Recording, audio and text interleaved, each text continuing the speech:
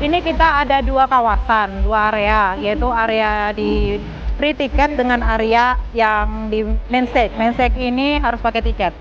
Jadi kalau misalnya untuk di free tiket lumayan pengunjungnya, tapi pas opening ceremony di hari Jumat itu berkisar sekitar 4.000 ada orangnya.